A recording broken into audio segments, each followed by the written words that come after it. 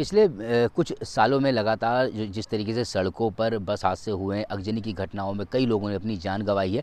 इन तमाम चीज़ों को देखते हुए और अगजनी की घटनाओं से होने वाली मौतों में कमी लाने के लिए अब सरकार ने कुछ नए नियम बनाए हैं और उसी के तहत अब यहाँ पर जो नई बसें आ रही हैं उसमें कुछ मानक तय किए गए हैं, जिसके तहत इसमें वही जो अग्नि है उसे बुझाने के लिए और उससे बचाने के लिए कुछ इक्विपमेंट्स लगाए गए हैं। और आप देख सकते हैं जैसे कि यहाँ पर अभी ये वॉल्वो बस है जिसमें ये एफडीएसएस की जो एक पूरा सेटअप इसमें लगाया गया है।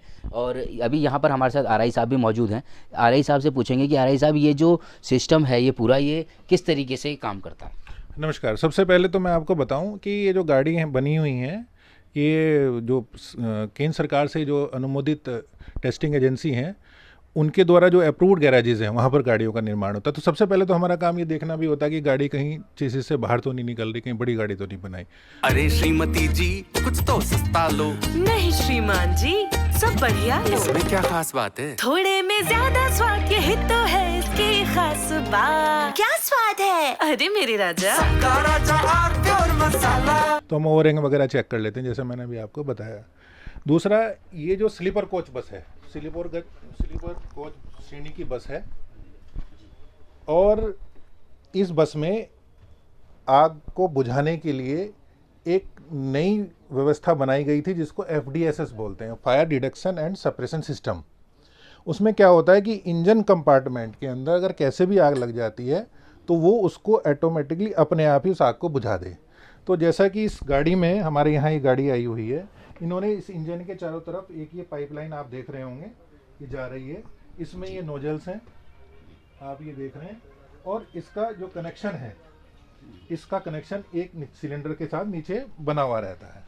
तो सिलेंडर वो नीचे की तरफ बना हुआ है, मैं अगर आप चाहें तो इधर से वीडियो में देख सकते हैं। बिल्कुल पूरी जो है यहाँ पर सुरक्षा के लिहाज से काफ़ी कुछ बदलाव नई बसों में किया गया है। अच्छा, ये सिलेंडर सिस्टम है ये अब जैसे ही इसके अंदर गाड़ी के अंदर फिर एक बार गाड़ी के अंदर आ जाते हैं। जी चल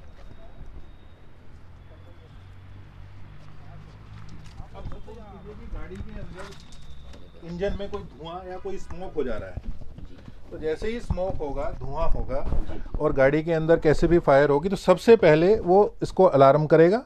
अलार्म करते ही यहाँ पर अलार्म बजेगा, ड्राइवर इसमें एकदम से चौकन्ना हो जाएगा कि हाँ भाई गाड़ी के अंदर कुछ मिसहैपनिंग हुई है, कहीं कोई आग लगी है।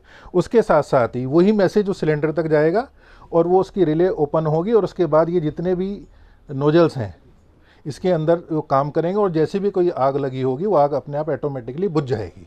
तो मतलब ये माना जाए कि जिस तरीके से अब जो बदलाव यहाँ इसमें किए गए हैं ये पहले के मुताबिक कितने अब सुरक्षित साबित होंगे? मेरा मानना तो ये बहुत अच्छी व्यवस्था है और ये चूँकि फुली ऑटोमेटेड है तो इसका लाभ जरूर मिलेगा। अच्छा, इसमें कुछ और बदलाव भी किए गए जैसे हाँ, डोर वगैरह हटा दी गई, दूसरा इसका क्या पर्पस था? हाँ, इसका पर्पज़ यही रहा कि कई बार होता क्या है कि मान लिया गाड़ी के अंदर आग लगी या धुआं हो गया, पैसेंजर को नहीं पता लग पाया कि हम निकलने का रास्ता कहाँ से है। तो ये भी एक व्यवस्था बनाई गई कि भाई जो ड्राइवर का जो कैबिनेट है, ड्राइवर का जो कंपार्टमेंट है और ऑक्यूपेंट्स जहाँ पर बैठ रहे हैं उनके बीच में किसी प्रकार का कोई गेट ना हो। तो अब ये हमने यहाँ से गेट हटवा दिए हैं, यहाँ पर कोई गेट नहीं होगा, पैसेंजर कभी भी फ्रीली बाहर आ सकता है। Car ministry of road transport द्वारा कुछ बस बॉडी कोड्स लागू किए गए हैं जो AIS 52, 53 और 119। जो 53 है वो स्पेशली स्लीपर बसेस के लिए है और इसमें जो हमारे जो फायर सिस्टम होते हैं उसको लेके स्पेसिफिक गाइडलाइंस दी गई हैं। तो हमने अपने सभी ARTOs को जो रजिस्टरिंग अथॉरिटीज़ हैं और RI टेक्निकल को निर्देश दे दिए हैं कि इन सब गाइडलाइंस का पालन करें रजिस्ट्रेशन को करते समय। और जो भी हमारे ATS सेंटर्स हैं, फिटनेस टेस्टिंग सेंटर्स हैं, उनको भी गाइडलाइन जारी करी है कि जो मानक हैं फिटनेस करते समय सभी का ध्यान रखा जाए और किसी भी प्रकार की लापरवाही अगर पाई जाती है तो संबंधित का उत्तरदायी निर्धारित किया जाएगा। और साथ ही जो हमारे ARTO एनफोर्समेंट हैं उनको निर्देशित किया गया है कि जो गाड़ियां बाहर से या हमारे स्टेट की गाड़ियां चल रही हैं रजिस्ट्रेशन के टाइम पे ठीक है, लेकिन उन्होंने बाद में अगर चेंज करवा लिया है, कोई भी इन गाइडलाइंस के इधर जाके कोई चेंजेस करवाए गए हैं तो एनफोर्समेंट के टाइम पर टेक्निकल ऑफिसर के साथ उसकी जाँच करें और उसके खिलाफ नियमानुसार कार्रवाई करें। इन तमाम मानकों का पालन करने के लिए परिवहन विभाग लगातार ऐसी गाड़ियों को चेक कर रहा है, उनके मानक चेक कर रहा है, उसके बाद ही उन्हें सड़क पर उतरने की अनुमति दी जा रही है। देहरादून से TV9 भारतवर्ष के लिए अवनीश पाल।